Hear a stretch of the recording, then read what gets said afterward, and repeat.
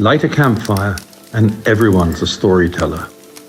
Join us for some thought-provoking and beyond fireside chats. Hello and welcome to Leave Our World a Better Place. Today's episode features a live panel conversation between 5 storytellers of the travel world.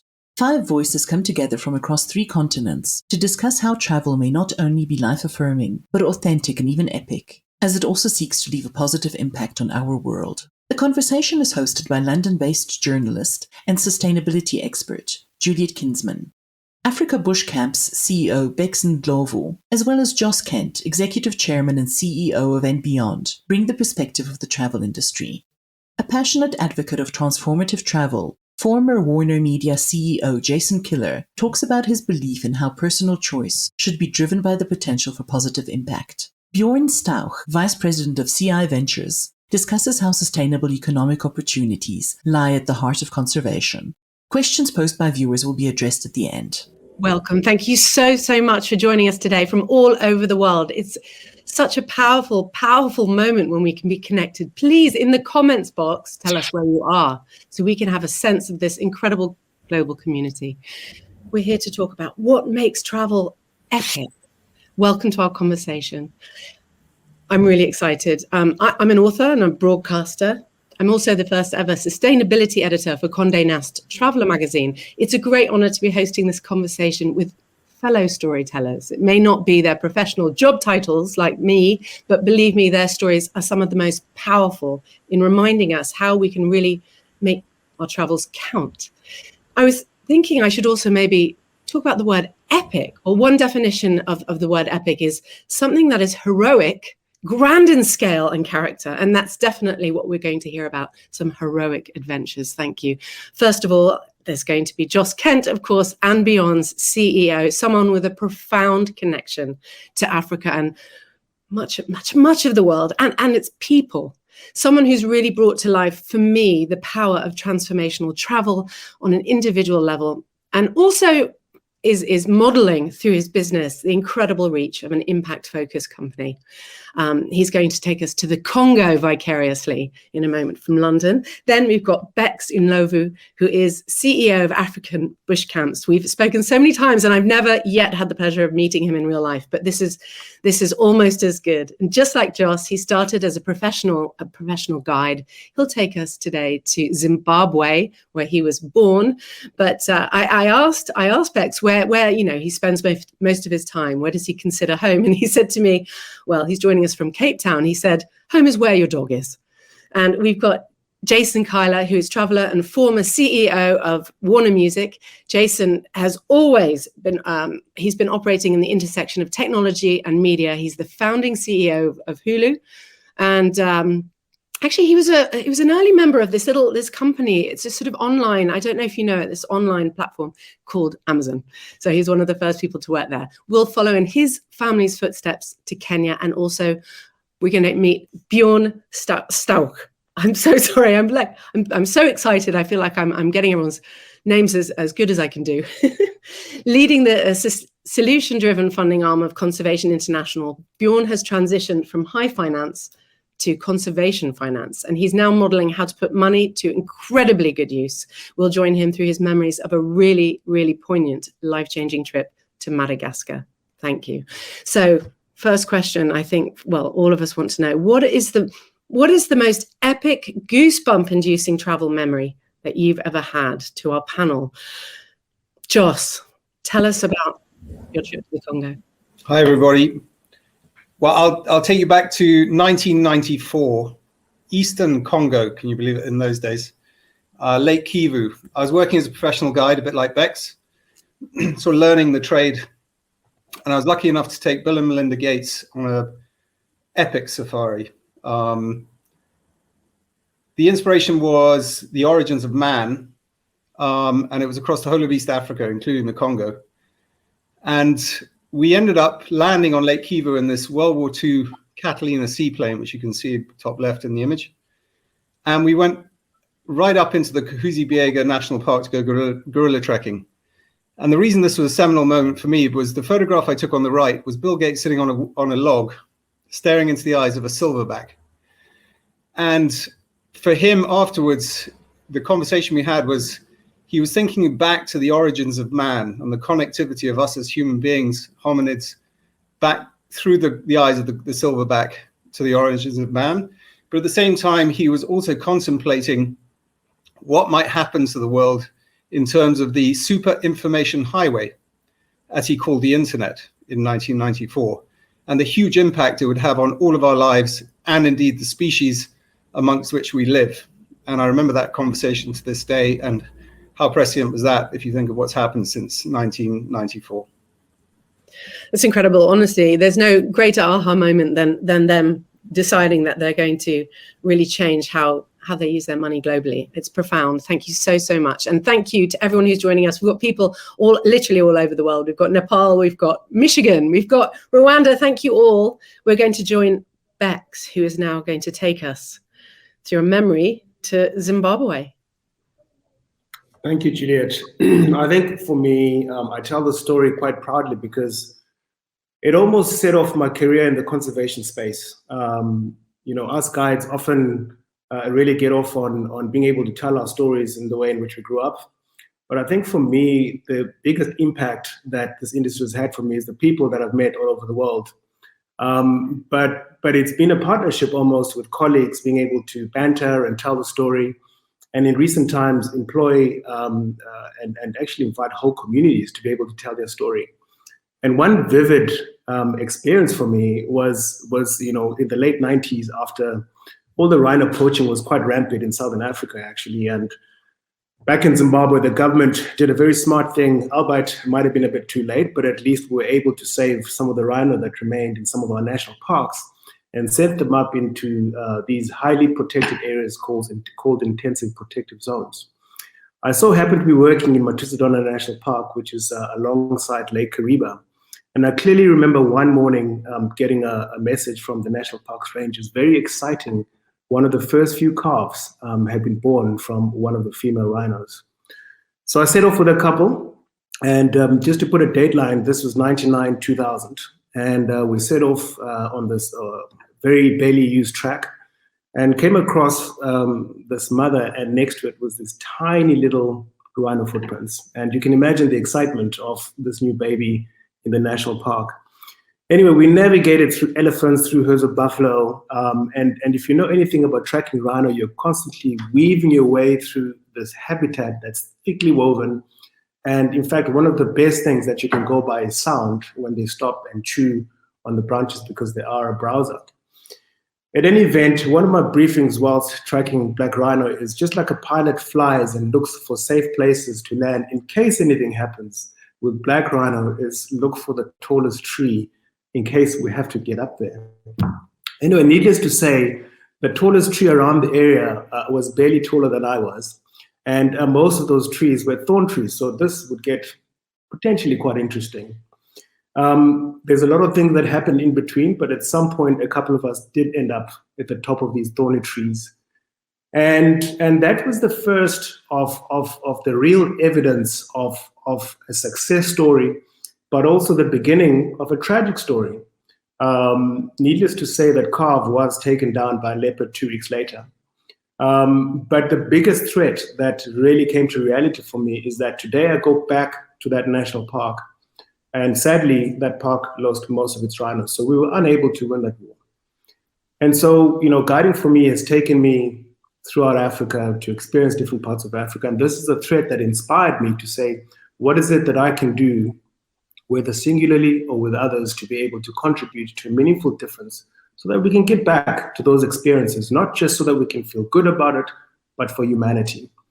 And consequently, in 2021, that same couple matched and bid very high on the safari that I guided last year, raising money for our foundation. So again, it's these partnerships with people that come to Africa that we formed that span over 20 years, and we're able to make a difference together as a true partnership. Thank you, Bex. Well, I hope people are feeling inspired. I have to say, I have once sort of tracked a rhino on foot. It is one of the most exhilarating moments of my life, particularly when it stopped and sort of shuffled around, facing in our direction. Thanks for bringing that to life. Honestly, I've got hairs on end thinking about how important these trips are and the work that you do, really. And what's really special about today's conversation, I think a lot of us watched a lot of webinars during the pandemic. And what's really special today is we have a traveler with us, Jason, who really is someone who went and experienced this. This is someone who isn't involved in the travel industry, but just can tell us from the heart how powerful travel can be. Jason, tell us about your time in Kenya with Joss. Sure thing. And these stories are very reflective of the fact that what I found is when you set foot in a new country that's distant and new for you, the aperture opens up. And that was certainly our goal, Juliet, when we went to Kenya for the first time back in 2016. And I'm a father of 4 kids, and my wife and I thought it would be great to expose our kids to a different part of the world. So we set off for Kenya with Beyond's help. And we arrived in Kichwatembo, a little camp in the Masai Mara reservation. And one of the things that we wanted to do as parents was to, yes, safari in the morning, but in the afternoon, we wanted to go and really get a sense of the local community and do whatever we could to expose our kids to it, and ideally, hopefully have an impact on us and our children. So we went to the local school. My wife and I proceeded to go inside to get a tour of the school. Very, very humble surroundings, but a tremendous amount of love that you could feel in that school building. And while we were in the school building, all the kids, this primary school, were outside on the pitch. And the pitch is maybe a generous term in this case, because it was largely just solid dirt that had been packed down from lots and lots of hours of play. And our kids stayed behind to play football with the kids there. And my wife and I came out to kind of observe and to kind of check in on the kids after about an hour. And we saw something that was, I think, very profound, certainly for my wife and I know it was profound for my kids, which is my daughter, Sadie, noticed that a number of the girls and a number of the boys either didn't have shoes or their shoes were absolutely not in working order. And so she gave her shoes to this girl and then went home and promptly started a shoe drive for this school. And it was a simple act, but I think it was an example of the power of global travel, which is it forces you to drop your ethnocentricities, which we have a problem with here in America, and it opens your aperture, as I said, to the fact that we're really citizens of the world. And it was a simple moment, and as parents, you dream about these moments. And I don't think it would have been possible if we would have, unless we had traveled across the world to little old Kichwatembo. It was profound in ways that are impossible to say fully. Thank you, Jason. Honestly, I find that really, really powerful and poignant, and something that you made me think of. I'm someone who has been a travel writer. I've been a journalist almost 28 years. And something I think is really important to remember, which you've highlighted, is, we often promote other destinations for travel as another world, but it isn't another world. It's actually one world, as you say. We're citizens of the same world. We're all human, part of humanity, and we're all interconnected. I think it's really important to remember that. So thank you so much. I'm really excited for everyone here, the audience, also to hear from Bjorn, because this isn't just a typical feel good, I had an amazing aha moment on holiday story. It goes deeper than that. And that is the power of travel. Thank you, Bjorn. You're going to take us back to a very important trip to Madagascar.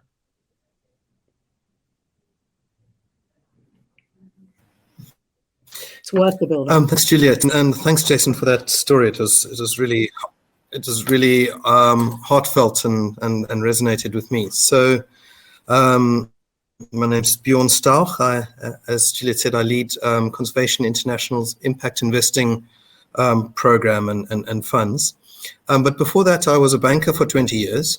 All over the world, a long time in Singapore, and I remember I'm South African, based here in South Africa currently. I remember traveling back from Singapore to South Africa on holidays and over what was the lush Madagascar, and always being so keen and passionate to be a tourist and a visitor in the lush rainforest that exists and experiencing the lemurs, etc., for the first time.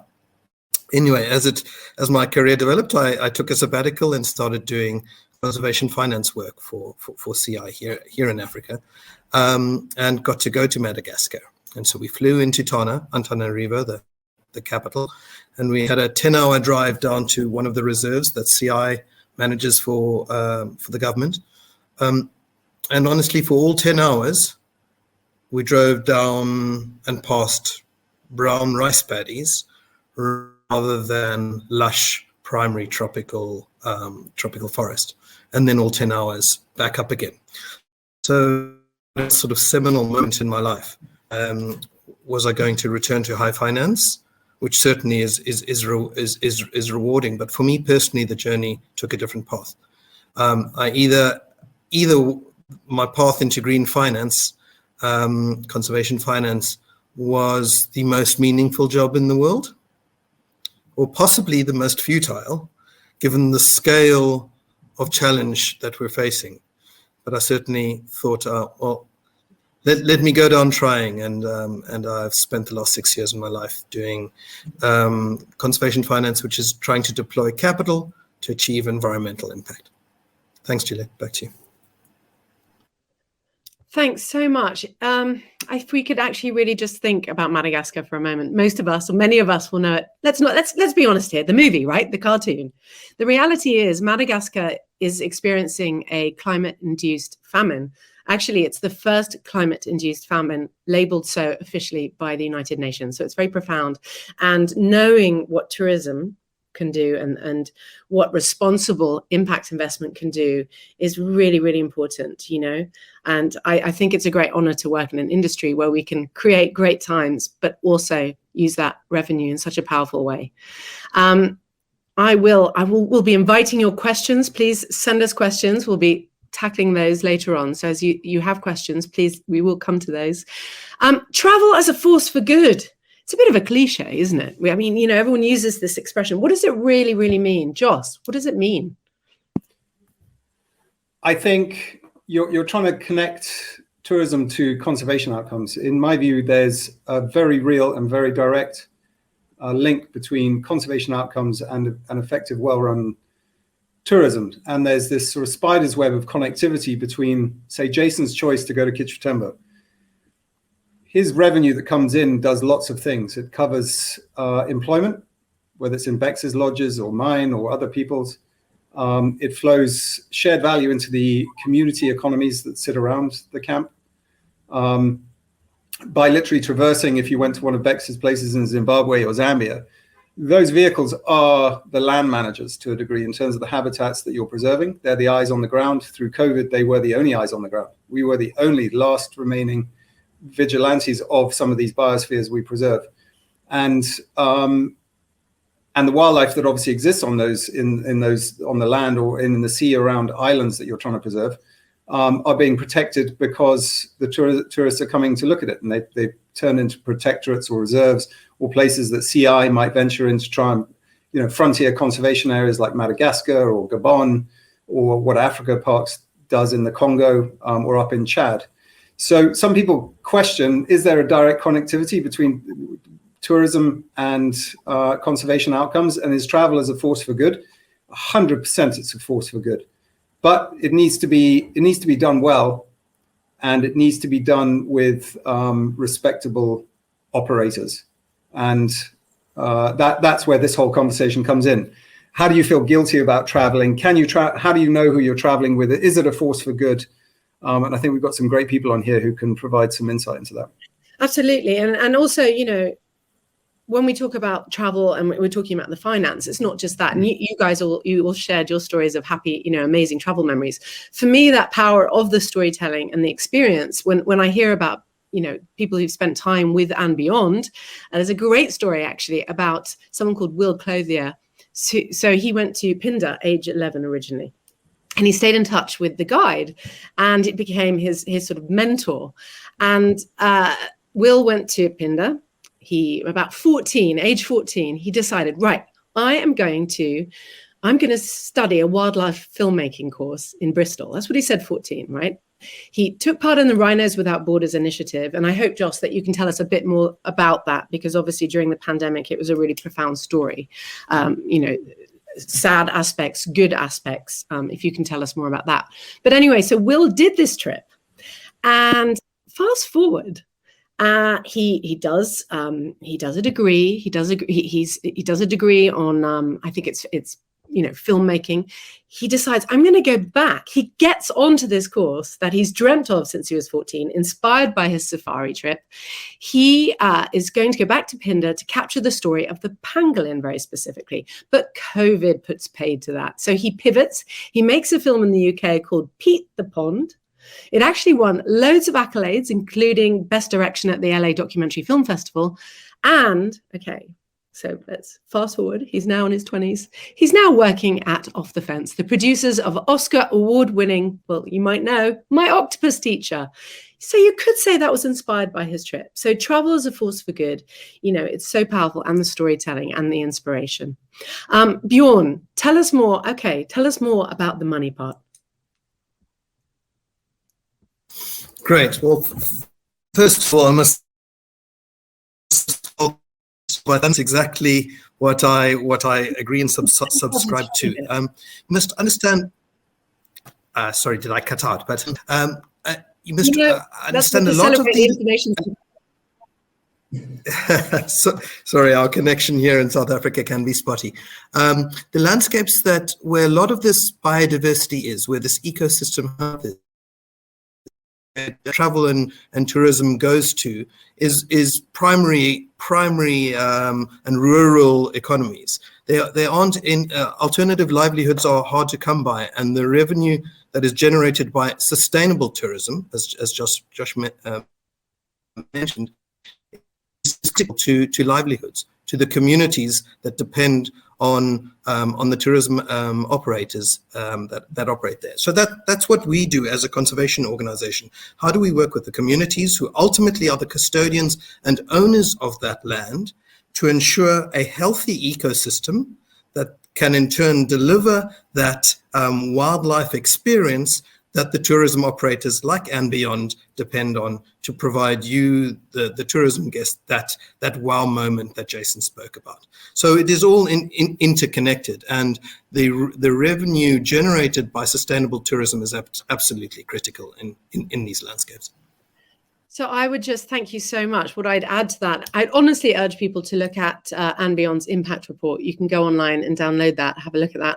And it talks about 3 pillars. It talks about how your care of the land, your care of wildlife, and of course, your care of the people.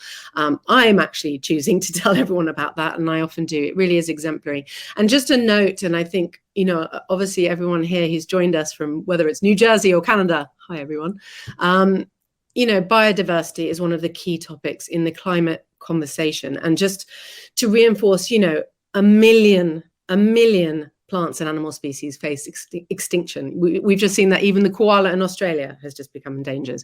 So with the loss of each of these species, really is significant. We're one step closer to destroying the web of life that sustains us all. So that's why this is such an important conversation around conservation. So thank you so much.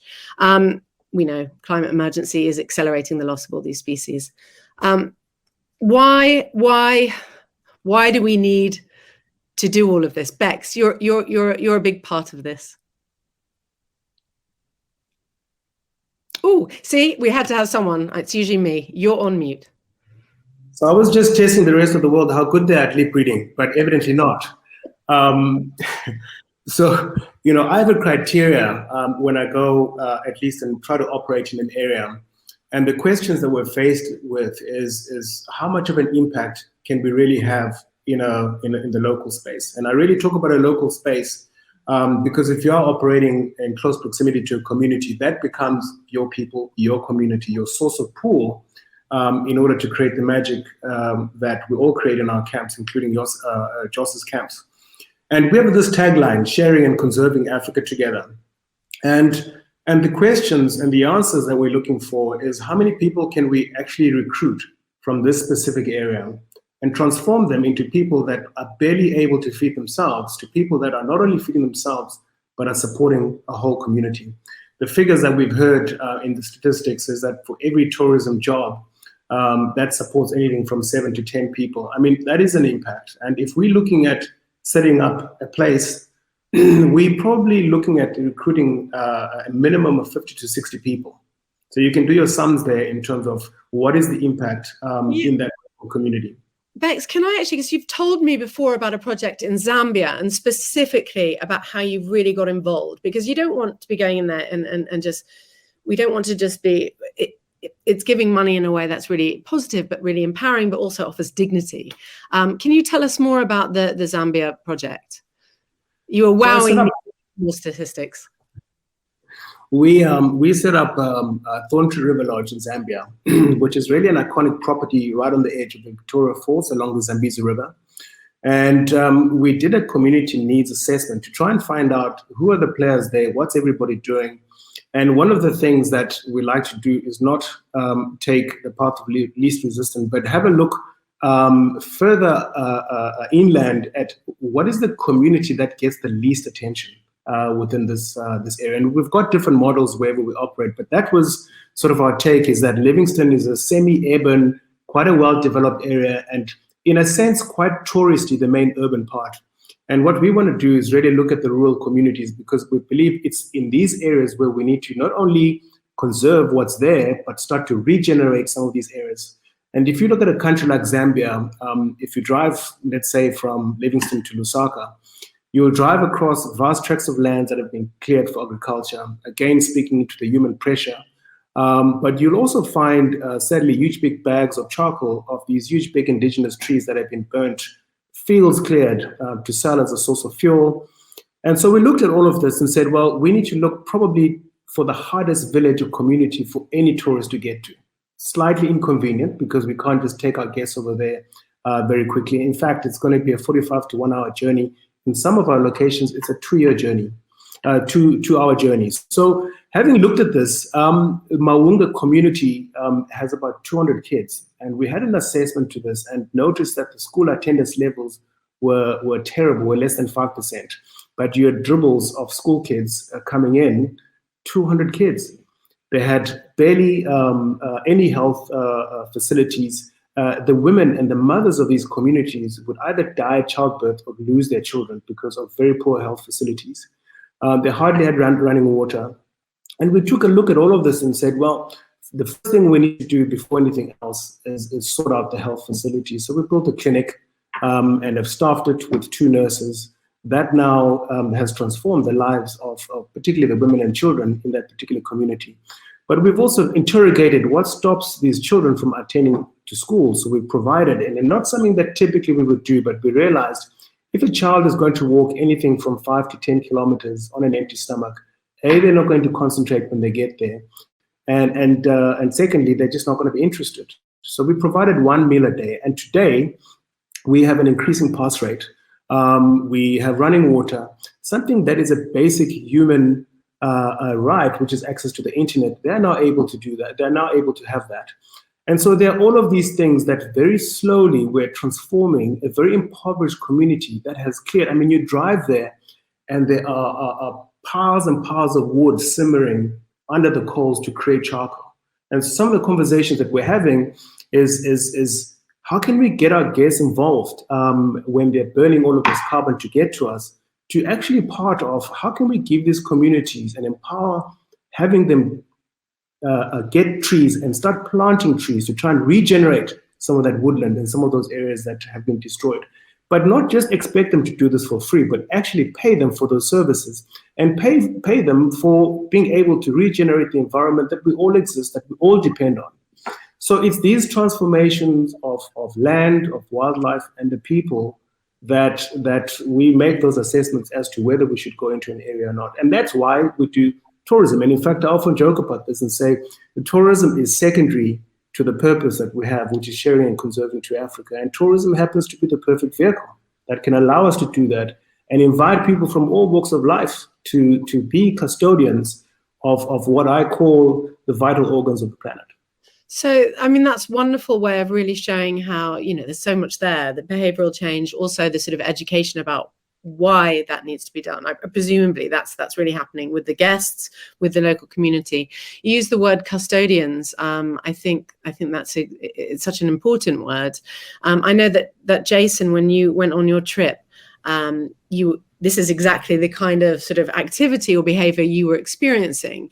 How did it affect how you maybe ran your own businesses, or how you ran business when you went back? Because obviously, typically in America, I know that people often consider shareholders, but now, what we're hearing are stories of everybody being a stakeholder and everyone caring about all of them.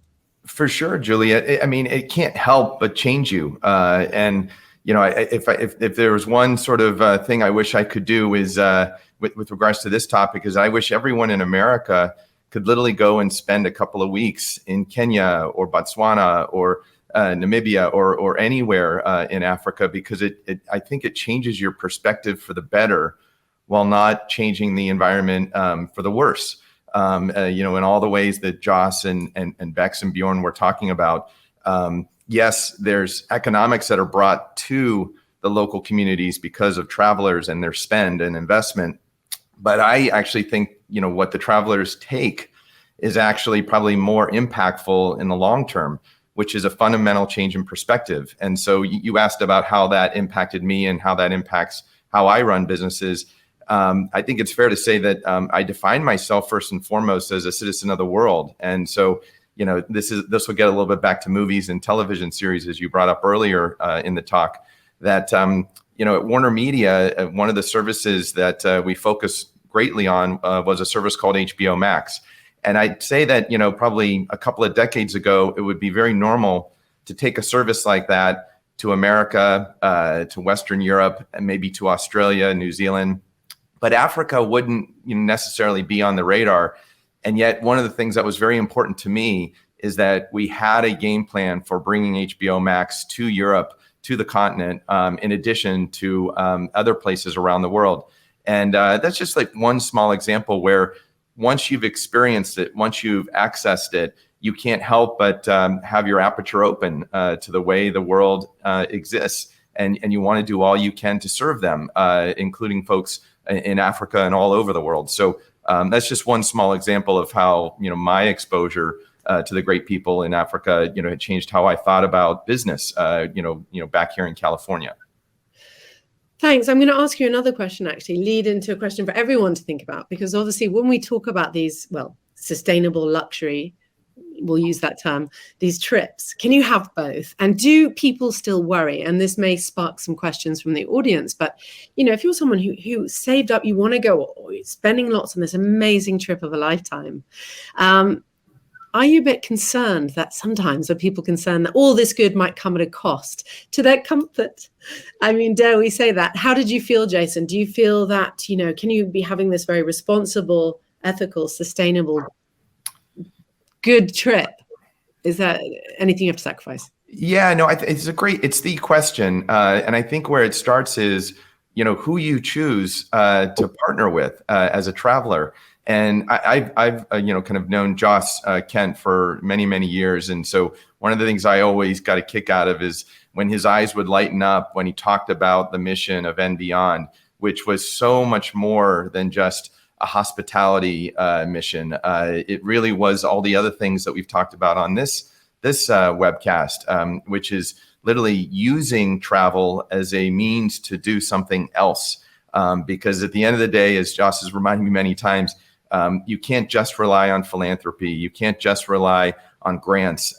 It turns out that capitalism, sustainable capitalism, is an incredible means to which you can actually change things for the better and for the long term. So to your question about the luxury of it all and this, that, and the other, I think it really comes down to people like Bex and Joss who think very carefully about how to deliver that in a way that is sustainable and ultimately leads to positive impact on the environment because of the resources that are brought to bear that can change things like water safety and security and education. And I've seen it with my own eyes, throughout Kenya and Tanzania, where that direct impact of capitalism, because of the luxury level of accommodations absolutely changes communities for the better. So I'm not the expert on that. I'll defer to the rest of the folks on this call.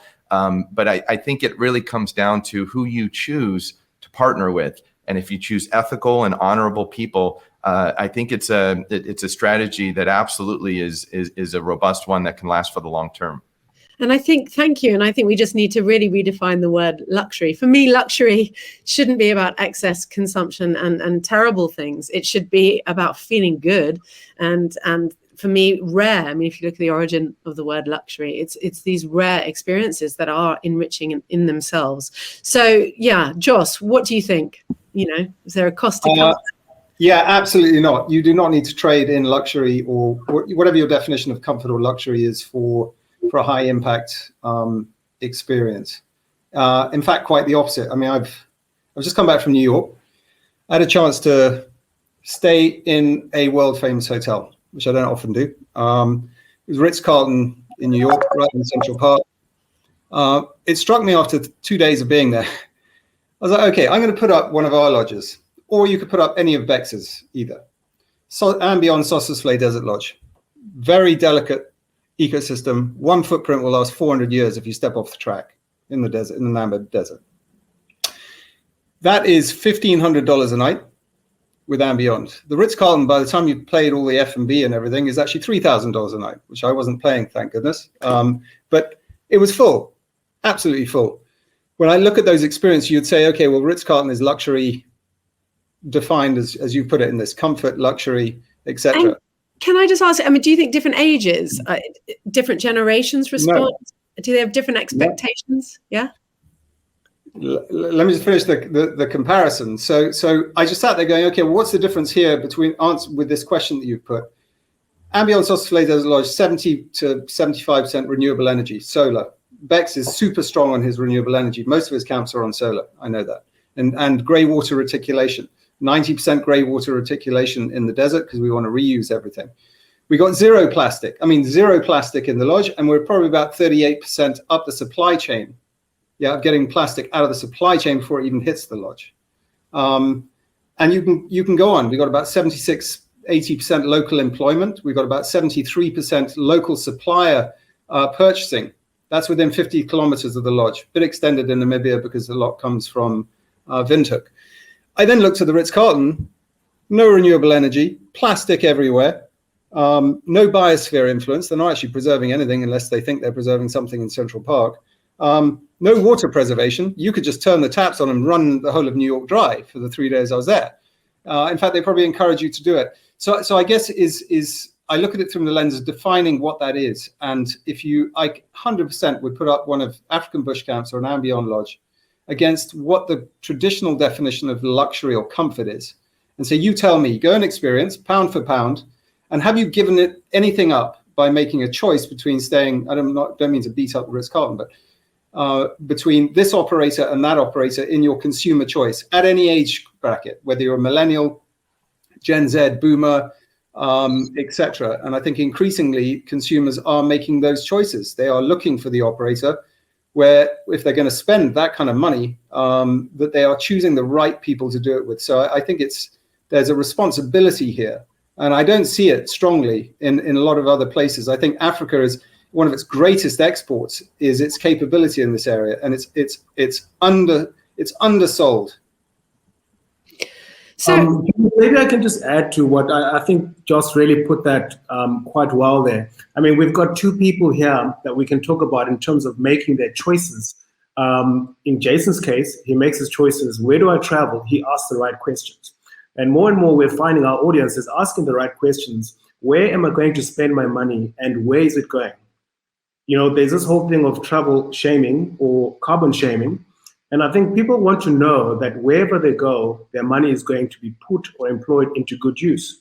And we're not saying that these are the only people we want to have in our camps, but we're saying as people in our industry, we're doing our utmost to make sure that we are educating people to be aware that these are the choices that they can make, and they can all make a contributing difference by making those right choices. And on the other hand, when it comes to Jason, in terms of who does he fund? Where does his capital go to? He's got the model of the green capital. And he is going to help safari operators like ourselves develop infrastructure and support communities because of the good that we're doing. So it's a whole full circle of having these partnerships that strategically will all help us achieve a better planet.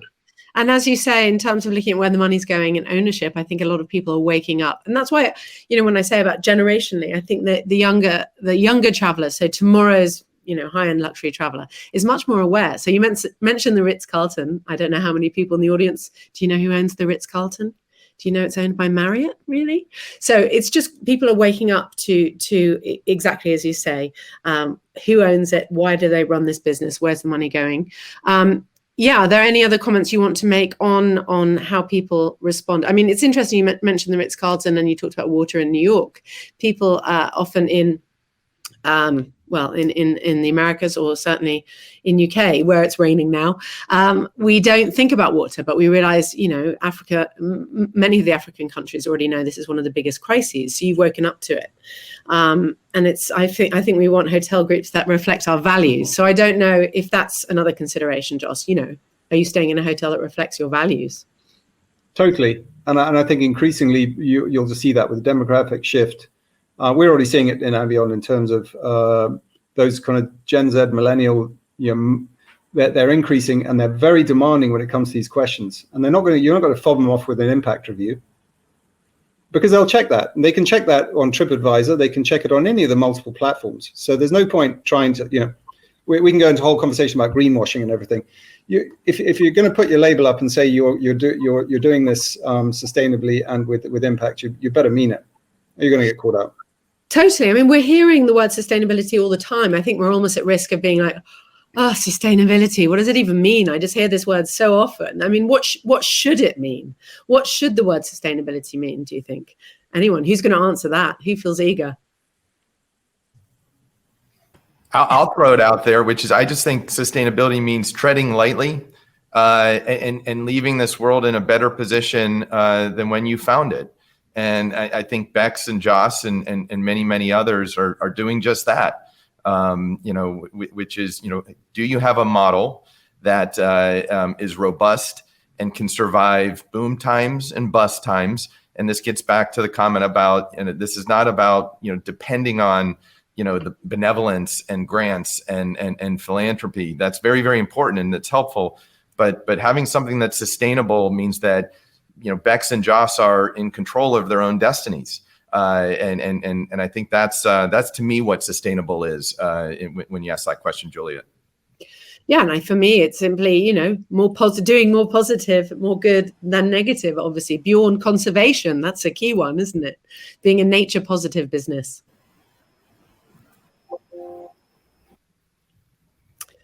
And Joss, I mean, yeah, if we've lost Bjorn, is one of the things we're finding is we're nearly beyond sustainability. Certainly in the way we're kind of thinking, the absolute shared value and true shared value of outcomes is critical.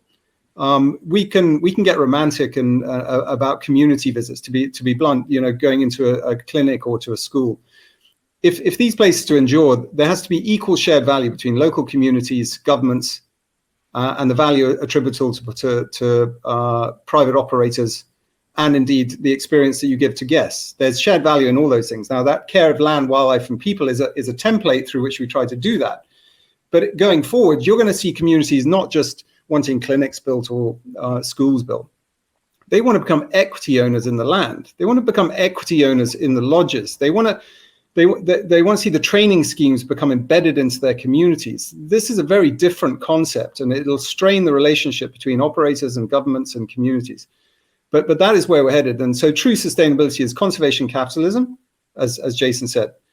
You've got to kill what you eat, to use the safari terminology, or eat what you kill, to be truly sustainable in terms of revenues paying for conservation. And then the shared value situation between governments, communities, and operators is going to be at the epicenter of what sustainability actually means in the next few decades. And so can I, since you've referenced, the safari phrase that's beloved, why is it we so often have, these epiphanies, these moments, these life-changing aha moments whilst on safari, on trips like yours? Why is that?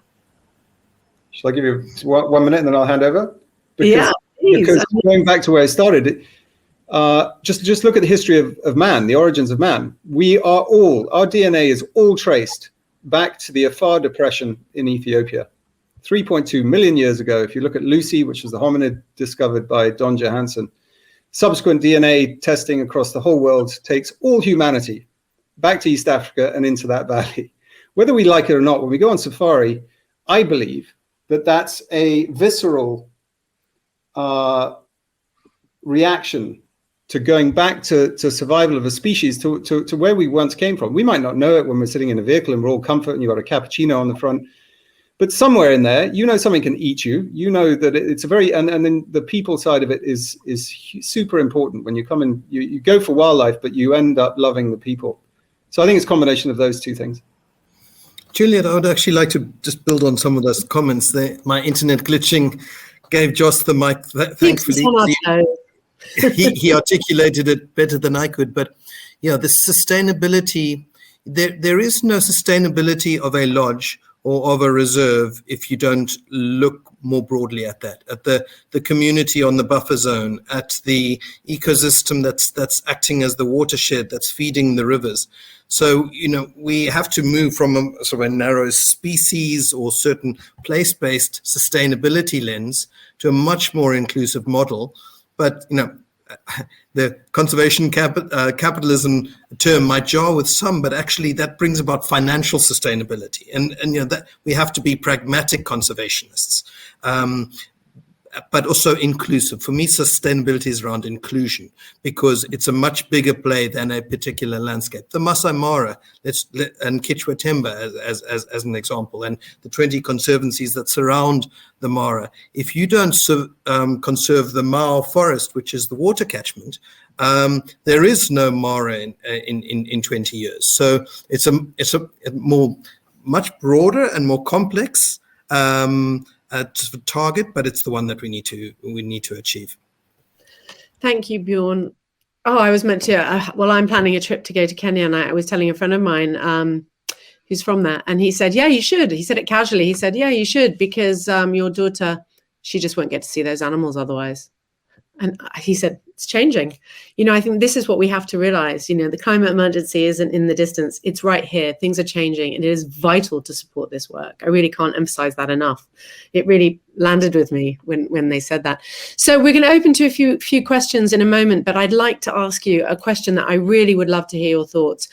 What do you think are the biggest challenges facing humanity right now? I know it's a big question to end on, but I'd really love to hear from your perspective what you think the biggest challenges are, and any ways that you're helping, and how we are helping as travelers, please. So,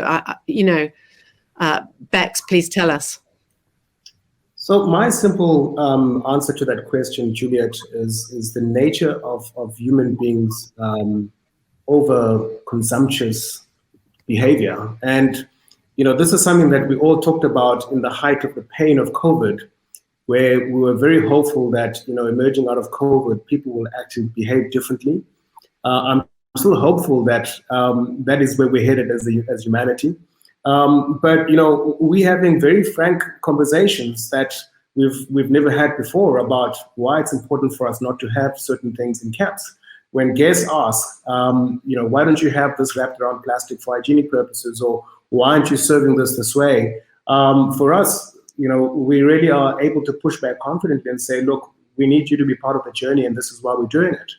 So I think that over consumptive behavior of human beings, I think, is the biggest threat to not just Africa, but to the world. And particularly if you project what the scientists, and I hope some way that they're wrong, but when you see the projections of human population growth and you talk about consumption, particularly in Africa, we stand the brunt, I think, of the biggest risk of losing our wilderness areas.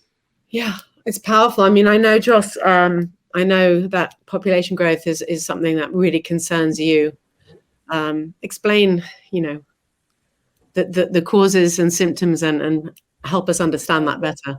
Well, to a chart with two arrows going in the wrong direction. When talking about Africa, the African population will double.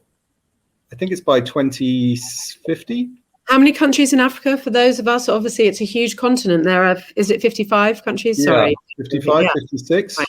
So it's big.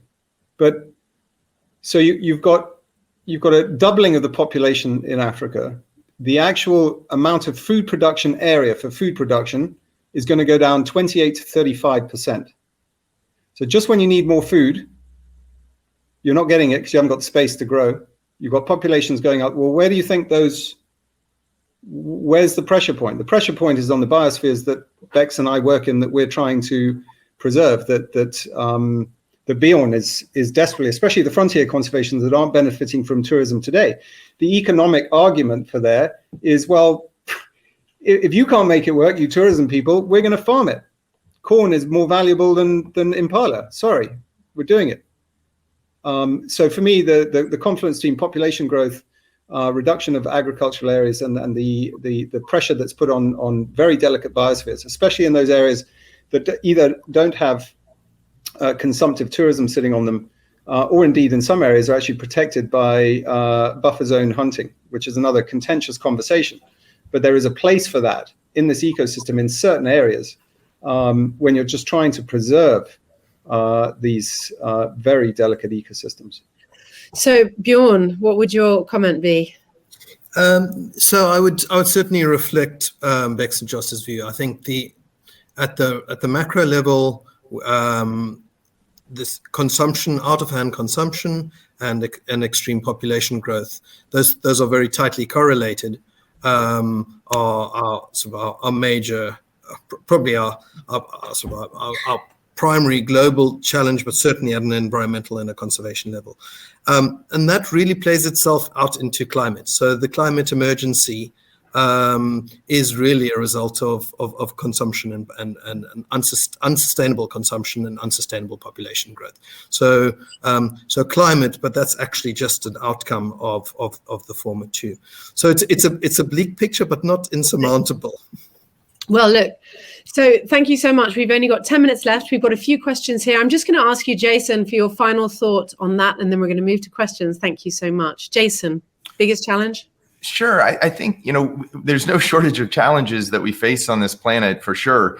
And obviously we've talked a lot about the, natural resources and conservation and all of those things, which I think in many ways are critical. But they're also in some ways symptoms in terms of the way I think about it, which is, I think in many ways the root cause, which is ultimately our biggest challenge, is one of empathy.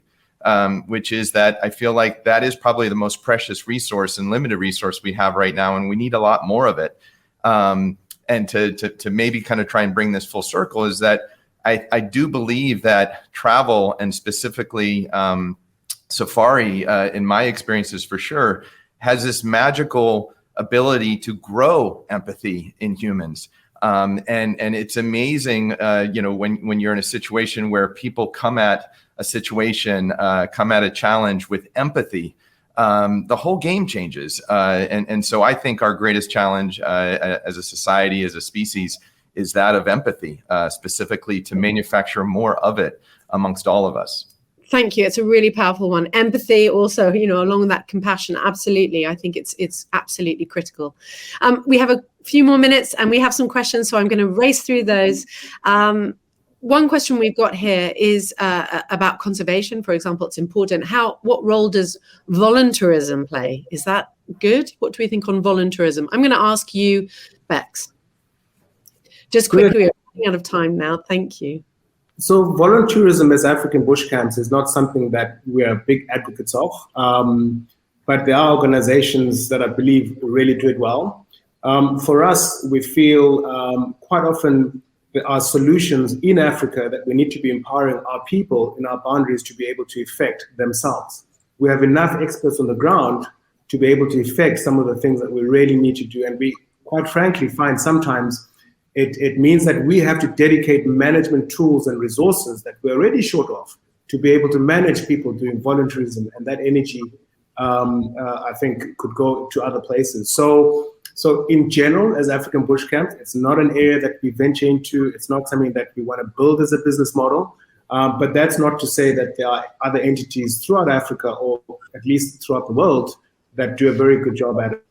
Anyone have another word on voluntourism at all? Just a quick one from me. Broadly, Yeah. I agree with Bex. Just tweaking that somewhat is it depends on the skill set of the volunteer. You know, arriving at a location with an undeveloped skill set, as Bex said, that takes a lot of hand-holding and development from the people you're trying to support. But actually understanding what valuable skill set you have sitting in the developed market, whether that be a science skill set, access to capital, infrastructure, and deploying that. Now that's hugely valuable.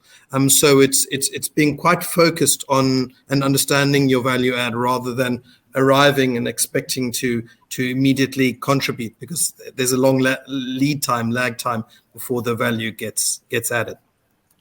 Thank you so much. We've just got a couple more questions.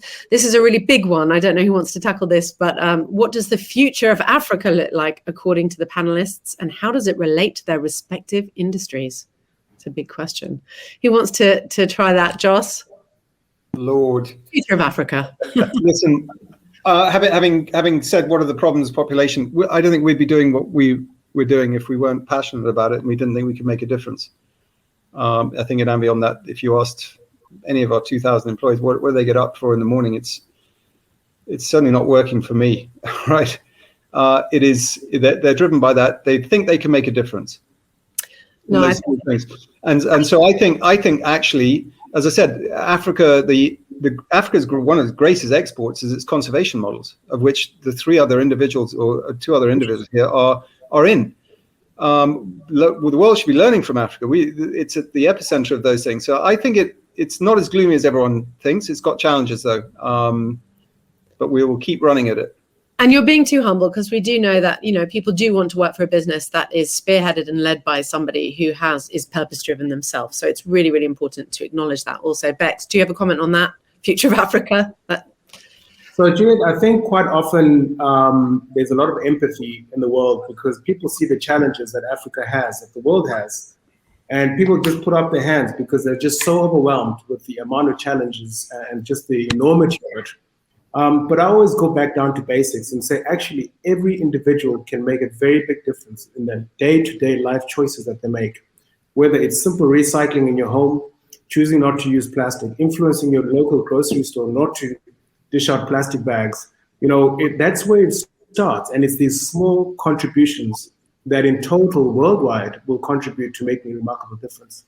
And we wake up every day passionate and doing what we do because actually we do believe that we can make a difference. And we know that it doesn't have to be a doom and gloom end of the journey. So I would say there is big hope, and certainly we're big advocates of it, and that's why we do what we do. Great. Thank you so much. Well, I've got a couple more questions here. I'm going to read them both out, and I'm really keen to hear the answers myself. One is, how do you encourage travelers to want to travel with a purpose instead of traveling just for themselves? And I think we've touched upon that sort of tension between individualism and being more communitarian or being more aware of the wider we story. So how do you encourage travelers?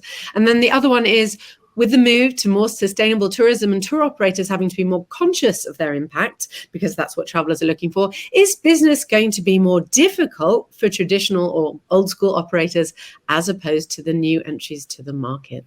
So, who would like to answer either of those? I'm going to say, Joss, come on. How do we encourage travelers to want to travel with purpose? How do we do it? Storytelling is how I think we should do it. If I can answer the other one. Okay. Okay. Well, look, Jason, you're a traveler. One could say that And Beyond was an old school operator, but I think you can teach an old dog new tricks, right? And I'd say we've made a very conscious effort to try and get ahead of that and not be a victim of being an old operator. I do think old operators who don't listen to what we're saying on this call, are dinosaurs. And you will get caught out. The governments, in terms of, you go to Botswana and try and get a lease in Botswana as a new operator. I mean, those concession requirements are very, very strict. We see it in Rwanda. We see it in other, where African countries and African governments are taking this very seriously.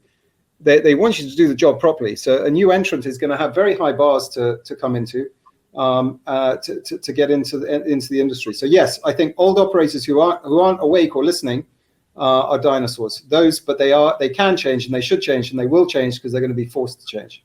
So wake up. Wake up.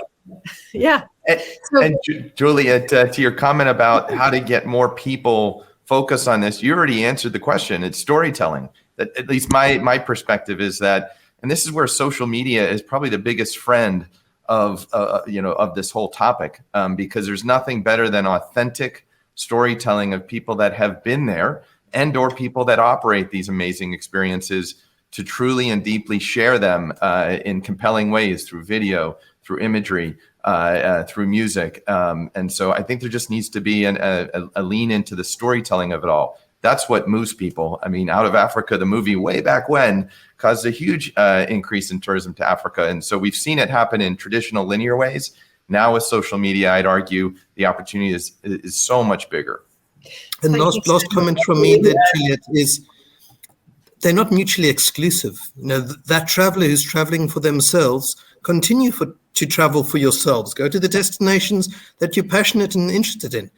Just do your research in the operators that you select, in where your revenue is going. Expose yourself. The aperture comment that Jason mentioned. Open that aperture and learn from those communities, from those ecosystems.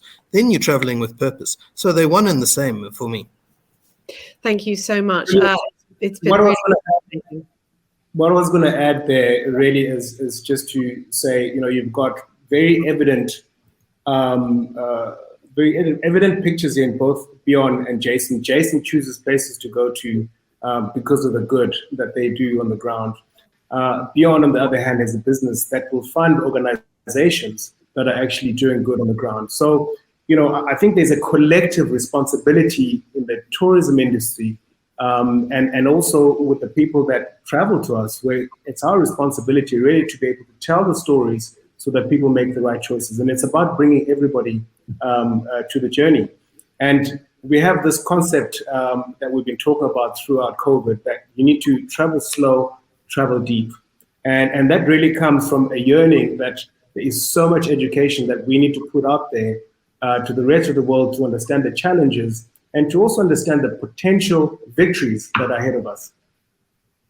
So I'm going to say, first of all, as well, thank you to everyone who came today. That's a big thing. That's a big help. First of all, that's a wonderful thing to do. Listen to this conversation, have more dialogues, look up from your phones when you travel, put the devices away, talk to each other. Really, just as Jason said, cultivate that empathy and really learn from each other. I'm going to quote Greta Thunberg, who I heard speak in London this week. Whatever your thoughts on the teenage climate activist, she also said, one of the most important things we can do is educate ourselves about the climate crisis. That's important. And for me, how do we learn about that? We connect with nature. We understand its role firsthand. And I would urge everyone to take a trip and really experience that. Thank you so much. There are a few other questions. I'm sure that we can try and answer those offline as well. So we can hang back and share some thoughts online. Thank you to everyone, seriously, for joining us today, and to the panel who I learned so much from. Thank you. Thank you for listening to our special panel. If you'd like to explore more conservation topics and pose your own questions to our experts, follow And Beyond Travel on Facebook or Instagram, and look out for details of our next live discussion topic coming soon.